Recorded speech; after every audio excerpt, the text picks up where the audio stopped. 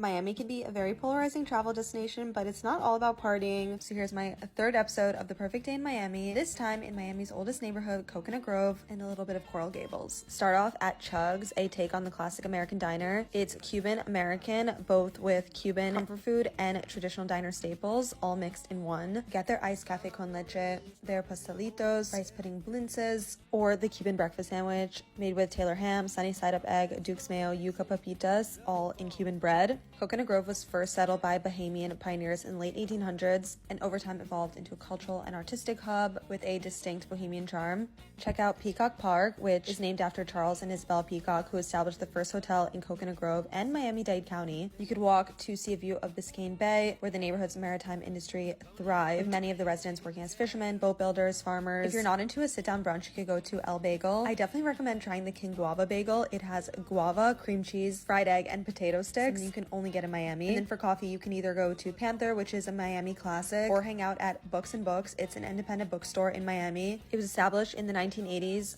Check out the Coconut Grove location while you're there, but actually the Coral Gables is the flagship store, and it's in a 1927 Mediterranean style building and has an open air courtyard, so definitely check it out if you go ahead in that direction. Another amazing store is the Bazaar Project, has the coolest design pieces. Continue to just explore Coconut Grove. You can book a paddleboard with the app PADL and paddle on the Biscayne Bay. Shop around Coco Walk. There's also really cute shops like the Grove Grocer and the Wardrobe. And on the weekends, there's flea markets, farmers markets, and tons of events. Upcoming is the Coconut Grove Arts Festival. And then walk over to the Barnacle Historic State Park, the former home of Ralph Middleton Monroe, one of the Grove's earliest pioneers. It is one of the oldest surviving homes in Miami-Dade County, and it remains in its original location. Definitely a nice little picnic spot. It feels like there's a new restaurant in Miami opening every day, and Coconut Grove definitely is home to a lot of them. But I remember coming as a kid to Miami, coming to places like The Last Carrot. This one is a family-owned health food restaurant established in the 1970s, and it's a great place to get a healthy, quick, easy lunch, and it was literally packed. It's definitely a local favorite.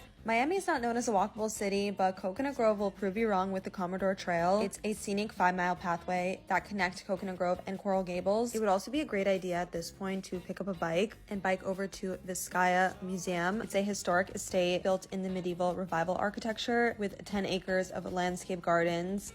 It is literally an Italian villa with 34 rooms, beautiful decor, and furniture spanning from the 15th to the 19th centuries.